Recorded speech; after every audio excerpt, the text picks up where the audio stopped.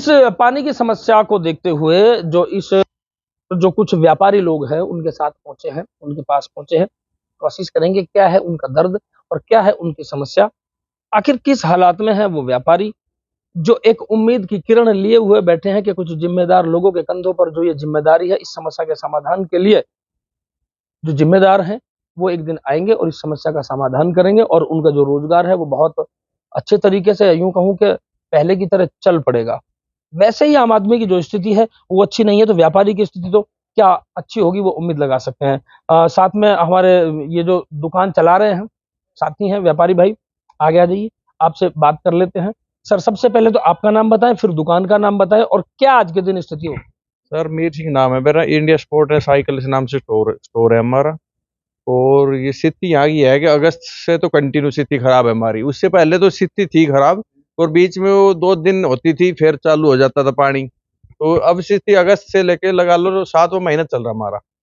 7 महीने से हमारा काम धीरे धीरे धीरे धीरे खत्म की तरफ है, मतलब जो लॉस है वो ज्यादा बढ़ता ही जा रहा है दिन भर दिन। लगभग ये आपने दुकान कितने दिनों में जाकर स्थापित कर दी। सर ये दुकान हमने 2010 में चालू की थी और 24 चल रहा है, 14 साल हो गए। 14 साल में अब हमारा थोड़ा नाम भी हुआ है, पहचान भी बनी है, धंधे में 2 पैसे प्रॉफिट भी आने लगे है। 5-6 लेबर काम करती थी पहले हमारे पास, अब हमने लेबर धीरे धीरे हटा के एक लेबर हमारे पास है, एक मैं खुद काम कर रहा हूँ। दुकान का क्या किराया होगा। दुकान किराया 40,000 रुपये सर। लेबर को जो देते हैं लगभग उस समय आप कितना तनख्वाह लेबर को देते हैं। पहले सर 50-60 हजार रुपये हमारी लेबर की तनख्वाह जाती थी और किराया तो जा ही रहा था। 50-60 हजार लेबर की तनख्वाह और दुकान का किराया लगभग 1 लाख रुपए के समथिंग मानते हैं। ये 1 लाख रुपए का वो खर्चा है जिससे कम से कम 3 या 4 या जैसा कि लेबर ने कहा, लेबर को तनख्वाह देने की बात को लेकर कहा तो करीब 6 या 7 घर चलते थे इस एक दुकान के कारण। लेकिन आज स्थिति यह है कि खुद का घर चलाना तो मुश्किल हो ही रहा है और जो एक लेबर है उसकी तनख्वाह देना मुश्किल हो रहा है, इस दुकान का किराया देना मुश्किल हो रहा है। क्या आप सोच रहे हैं इस स्थिति को देख।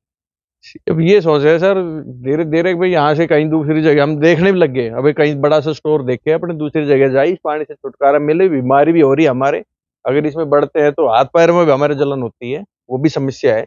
कस्टमर आते हैं वो भी ये बोलते हैं यार कहीं उधर कर लो इधर शिफ्ट कर लो, तो हम धीरे धीरे यही मूड बना ही लिया हमने भाई यहाँ से शिफ्ट कहीं ना कहीं हमें करना ही पड़ेगा। कितना बड़ा चैलेंज है शिफ्ट करना सर, चैलेंज ये लगा लो एक नया जन्म सा लेने की कहानी है। एक व्यापारी की वो विडंबना है जो पूरा जीवन लगाकर, पूरी मेहनत लगाकर एक व्यापार खड़ा करता है। ये व्यापार है, लंबा चौड़ा व्यापार है, मोटी पूंजी भी लगी हुई है, या यूं कहें कि पूरे जीवन की परीक्षा है।